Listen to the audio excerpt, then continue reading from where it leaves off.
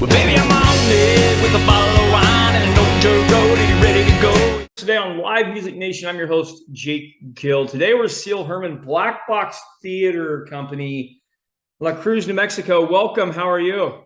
I'm fine, thank you. Good, good. Ceil, give us a little background on you. Where'd you grow up, and how did you get into the theater? Oh, okay, that's kind of a long story. Um, I grew up in New Jersey, Okay. and I sort of got into theater very early because my mom and dad always took us to theater in New York. So we saw lots of shows when I was a youngster. And then as a teenager, because we were so close to New York, I took the bus into New York very regularly to go to the theater. And then I went to college. And I went to high school and I was the president of the theater club there. Okay. So that theater connection still. And then I went to college and I got a degree in biology. But I still was very interested in theater and went to theater all the time in Pittsburgh. The university I attended was Carnegie Mellon University, it's called now. It was Carnegie Sure. Tech at the time. And then, and shortly thereafterwards, I met my husband, Peter, who I'm still married to after what, how long? 54 years. Wow. Congratulations.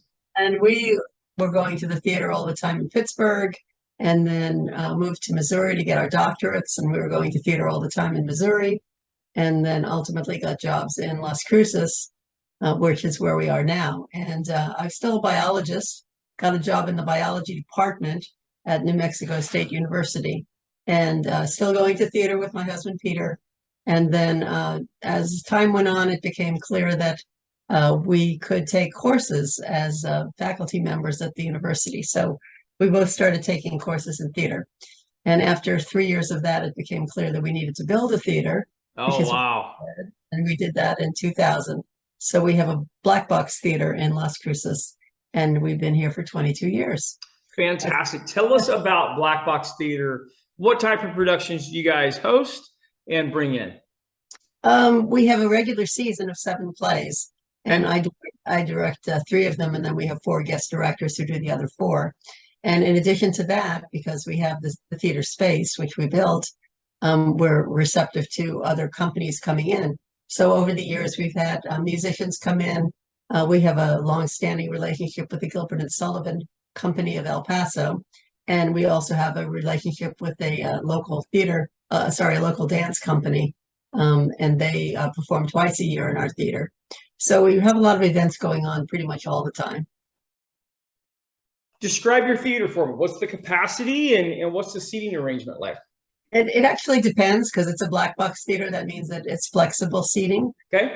So we've had as many as 96 people in the theater, but of course, when COVID came along, that number was Sure. seriously diminished. And when we were able to have live audiences again, we started out being able to only host 25 people and not even inside the theater. We have a courtyard outside, so we were having courtyard productions with a limit of 25 people. When we were able to move back into the theater, we were able to have 33, and then ultimately we were able to go to full capacity. Yeah. But even so, the audiences haven't been returning at full capacity. So Yeah, New forever, Mexico really struggled, didn't they? Their restrictions were much yes, tighter we were than the the most rest of the restricted. nation, absolutely. Yes, And it took a absolutely. little while for the healthcare to get back.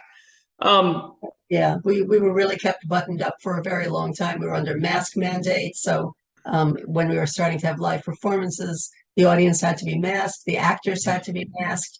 And now even we have a, sort of an optional thing where the audience can decide if they want to be masked or not. yeah, we were traveling through New Mexico just a couple of months ago, actually earlier this summer, and went to a movie, and Uh-huh. they had just relaxed the mask mandates, and Right. still about half the people in there. That's good though. Hey, so Yeah. still as a youngster, you mentioned you went to a lot of Broadway productions. What is it about live entertainment and live performance that is just so pulling, so engaging for people? I think the fact that the actors are alive. I'll tell you a quick little story. My brother and I used to watch television all the time when we were growing up, and I think when I was 5 and he was a little bit younger than that, we went to see Peter Pan. Yeah. And Peter Pan with Mary Martin came flying in, and he yelled out, "She's alive!" So that's the whole thing. That's the wonder of it all. It comes off of the screen, which we're all used to watching. Sure. Well, And there's then, for me, there's such an emotional attachment. I remember the first Broadway production that I personally saw, and I was an adult when I saw it.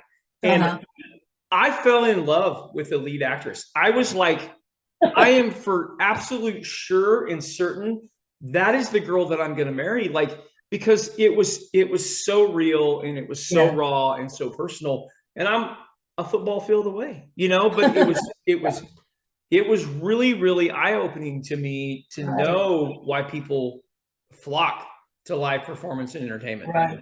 Yeah. Yeah, that's absolutely true. And the other thing that's cool about it is that when you've directed a play and you have the play starting the performances, I always go every night if it's my play because it's different every night. Yeah. It's because it's live. It's not a canned movie screen kind of a thing. Everything is variable, and you can have events that happen during the show that the actors need to deal with, and then there's different interpretations that occasionally that bubble on out. Sure. And so that's the thing that's fun about it. It's different every night. Now, as a director,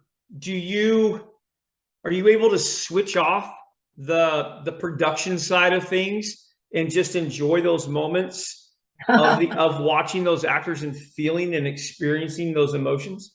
It's hard to do that now. Before I became a director, before 2000, I would just be able to go and enjoy the shows.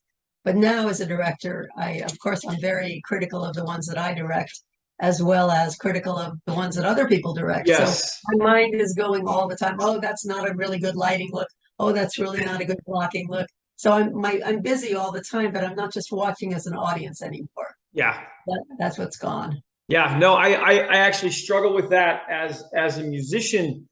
Just going and sitting in a praise and worship service at church or watching it in their concert, it is very difficult to not be like, wow, those drums are really loud, or hear that guitar, and it almost ruins the experience for me if I allow it to. So yeah, that's fantastic. I know what you're saying. Yes.